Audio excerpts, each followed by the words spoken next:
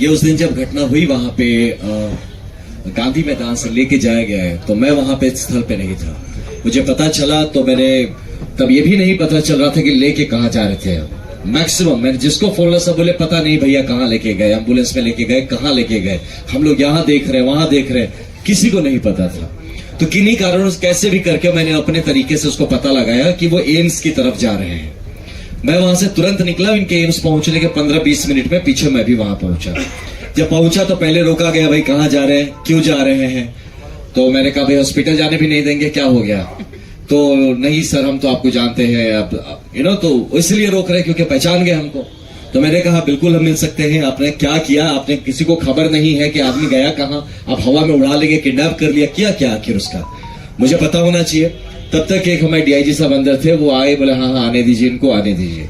मैं अंदर पहुंचा, वहां पे जाके जब वहां देखता हूं तो बहुत सारे ऑफिसर थे।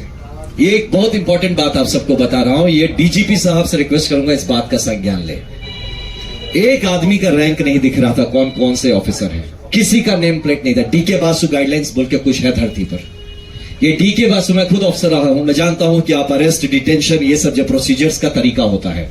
इतनी अनप्रोफेशनल पुलिस मैं मतलब धरती पे नहीं सोच सकता कि भारत में आज भी ये सही में, ये बिहार का वो जो गाना था, ये बिहार में ठोक दे कट्टा कपार में, यही पुलिस कर रही है। इतनी अनप्रोफेशनल।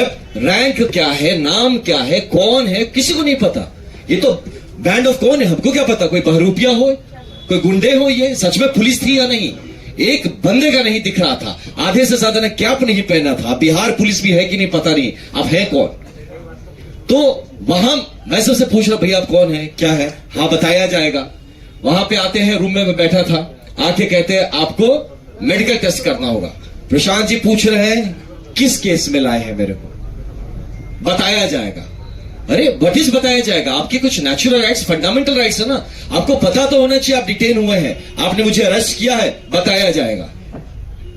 तो बोले जब आपको ही नहीं पता आपने मेरे साथ किया क्या, आप कैसे भाई, आप पता नहीं, आप मुझे इंजेक्शन के नाम पे जहर दे देंगे तो कौन जानता है? इतनी दुश्मनी जब दिखा रहे, आप जहर भोग देंगे मेरे अंदर और फिर कहेंगे किसी कारण से मर गया ये आदमी। तो ये रिस्क होता है ना। तो वो आदमी कैसे बोल दे कि हाँ आप मेरे शरीर के संग आप चेकिंग करिए, कुछ भी करिए, आप प्रिक करिए, कौन जानता है उस नीडल में क्या लगा के प्रिक करेंगे? तो ये सब का गारंटी आप कैसे आप उस आदमी पे भरोसा कर सकते हैं जो कि अपना आइडेंटिटी डिस्क्लोज करने को तैयार नहीं कि वो है कौन जिसने डिटेन किया है? हमें क्या पता बिहार पुलिस ही है कोई और है? तो ऐसे सिचुएशन पे ये प्रशांत जी कहते हैं कि भैया आप हमको पहले बताइए कि हमको लाए क्यों है, आप कौन से केस में लाए हैं, कोई पुराना केस है, नया केस है, केस का नंबर बताइए, आप हमारे चार्जेस बताइए, कहां लेके जाएंगे यहां से ये बताइए, मुझे इन्फॉर्म तो करिए किसी को कि भाई हम कहां पे हैं। हमको फोन नहीं करने दिया जाए, भैया फोन मत करिए सर, फोन ऑफ रखिए। आप हमारे कम्युनिकेशन नेटवर्क बंद कर देते हैं। मैं फिर बोला ठीक है बाहर, मुझे बोले प्रशांत भैया के काम करिए, आप चलिए बाहर थोड़ा संभाल दीजिए, मीडिया के भी बंधु होंगे उनको बता दीजिए कि हम सेफ है, लोग में घबराहट ना आए किसी तरह का। ये आदमी लगातार सोच रहा है कि किसी तरह का विश्रृंखला नहीं होनी चाहिए, पीस मेंटेन रहना चाहिए। आप आनंद जी बाहर जी और सबको बताइए सब ठीक है, सब कोई घबराने की बात नहीं है। He was trying to make things peaceful और पुलिस उसको और उस पर डाले जा रही है घी। हम निकल रहे, सर थोड़ा आप बैठ जाइए सर। हम बोले क्यों, डिटेन कर रहे हो? नहीं सर आप थोड़ा रुक जाइए, कोई सीनियर अधिकारी आ रहा है। मुझे पता है पुलिसिया तरीका है रोकने का, मैं अब उसको धकेल के तो जा नहीं सकता। मैं उससे पूछ रहा हूं अच्छा आप कौन है? सर बता देंगे सर, आप थोड़ा सा बैठ जाइए। ये सोचिए, ऐसे डीजीपी सर से मैं रिक्वेस्ट करता हूं, है ना, आपका एक जूनियर हूं मैं, आपसे रिक्वेस्ट करता हूं कम से कम बेसिक गाइडलाइन सिखाइए। ये बड़े बड़े गया मैं पुलिस अकेडमी बनाने से नहीं होता जहां आप डीके बासु गाइडलाइंस नहीं फॉलो करते हैं, और इतने बड़े हाई प्रोफाइल चीज में जहां प्रशांत किशोर जैसे एक व्यक्तित्व को आप डिटेन कर रहे हैं, अरेस्ट कर रहे हैं, साथ में खुल के बड़े बड़े ऑफिसर आके बड़े बड़े होकर चौड़े होकर रहे, 44 आदमी को डिटेन किया। पहले इसमें देखिए किसने डिटेन किया, जरा आप निकालिए। तो ऐसी परिस्थिति बन गई थी एम्स में, जहां पे ये जो एम्स से निकलने के बाद आपने देखा होगा काफी लोगों ने रोकने की कोशिश की, खोज रहे, गाड़ी में आके ठोक रहे, किस गाड़ी में भैया, कहां है, कहां है? अरे यार आप लोग, ये कैसा पुलिसिंग है जहां आपके पास मुंह है, जबान है, आप बोल सकते हैं ना, आप बताते नहीं, छुपा के क्या प्लानिंग करते हैं, एनकाउंटर करेंगे? पूछे थे वहां पे, मतलब प्रशांत जी ने पूछा था ये बात कि आप लोग प्लान क्या करें, मेरा एनकाउंटर करने का सोच रहे हैं क्या, कि इतना छुपा के रखा है, बता ही नहीं रहे कहां पे क्या होगा। मैं कैसे आपको बोलते हैं आपका आधार कार्ड दीजिए, मैं गजब आदमी हूं, देश का कौन आदमी जो पॉकेट में आधार कार्ड लेके घूमता है? आप मेरे को चप्पल नहीं पहनने दिए, वहां से जब गया प्रशांत जी ने चप्पल नहीं पहना, किशोर जी ने अपना चप्पल उनको दिया वहां पे। वो चप्पल तक उनको पहनने नहीं दिया, बोलते आप आधार कार्ड दीजिए। वे कहां से दे? तब आप फोन से, मतलब फोन भी तो मेरा पता नहीं कहां है, आपने फोन भी कहां लेने दिया मुझे? तो ये किस तरह का अरेस्ट प्रोसीजर से, किस तरह का डिटेंशन? सर ने कहा रेड, ये तो मैं तो मिलिटेंट्स की कैंप अटैक्स करता था, है ना, प्रॉपर कैंप अटैक होता था जब फायरिंग और रॉकेट लॉन्चर चलते थे, वो भी ऐसा नहीं करता था भाई। वहां भी पकड़ लिया तो उसको जूते पहनने देता था, बोलते कागज वागज कहां है, तेरे पेपर्स कहां है? और यहां पे इस धड़ल्ले से हम किस बिहार में रह रहे हैं? और उसके बाद जब हम लोग निकलने का हुए तो यही था, प्रशांत भी मुझे लगातार बोले थे कि आनंद आप इनको शांत रखिएगा, मैं उधर जाता हूं, आप बोलेंगे मानेंगे लड़के, आप बताइएगा, किसी तरह का कोई अशांति ना करे, हम लोग कोऑपरेट करते हैं, ये जो जानना चाहते हैं जहां ले जाना चाहेंगे जाए। कहां उनको उधर चढ़ा दिया, हमको अलग कर दिया, हमको भी एक स्कॉर्पियो में घुसा दिया कि चलो आप भी अंदर चलो, मुन्ना जी को साथ में घुसा दिया, डीआईजी थे उनको भी साथ में डाल दिया। हमने बोला भैया हम मदद करेंगे आपकी, हम नीचे रहेंगे तो मदद करेंगे, हम इस क्राउड को संभालेंगे। नहीं नहीं सर आप प्लीज यहीं रहिए, यहीं बैठिए।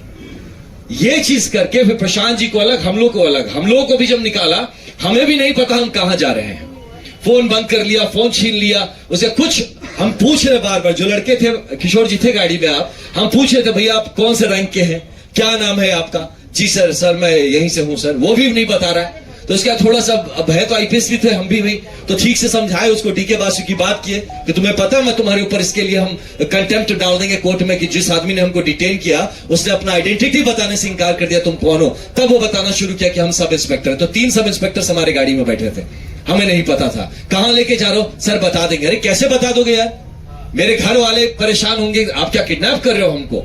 ये तो इलीगल डिटेंशन है ना, इस चीजों पे बात होनी चाहिए, ट्रेनिंग होनी चाहिए। This is a pure illegal detention, जहां आप अपने जिसको अक्यूज को आप बताते नहीं है किस केस में लाते हैं, ये बताते नहीं है कहां लेके जाते हैं, आप उसके घर वालों को नहीं इन्फॉर्म करते हैं कि वो कहां, उसके बाद आप पूरा तांडव मचा के यहां पे रखे हो और कहते हैं कि हम लोगों ने लॉ एंड ऑर्डर क्रिएट किया। लॉ एंड ऑर्डर तो पुलिस क्रिएट कर रही है by creating so much suspense around the whole incident. तो ऐसे एक सिचुएशन में एम्स का पूरा वो जो माजरा था इतने गंदे और गलत तरीके से हैंडल किया गया। वहां पे आप कह रहे हैं आधार कार्ड दीजिए, अब उनके पास आधार कार्ड नहीं, तो एम्स के बंदे बोल रहे हैं कि सर आधार कार्ड नहीं है तो हम आपको कैसे करें, हमें तो रजिस्टर करना पड़े। वो बोले हम तुमको कहां से आधार कार्ड, मोबाइल फोन मेरा पता नहीं, मेरा मोबाइल फोन किसके पास है, कहां पे? आप लोग जिस तरह से मुझे ये ऐसा रगड़ के ले आए हैं, पूरी तरह से घसीट के, चप्पल तक नहीं आपने पहना दिया, और आप हमसे कह रहे हैं हम आपको कोऑपरेट नहीं कर रहे, और कितना हम कोऑपरेशन करें? तो ये रही मोटा मोटी ये जो बातें रही, this has been the approach of police. ये चीज को प्लीज हाईलाइट करिए, Bihar police has failed in observing the D.K. Basu guidelines by the pronounced by the Supreme Court of India, और इस पे इनको जवाब देना पड़ेगा। Thank you.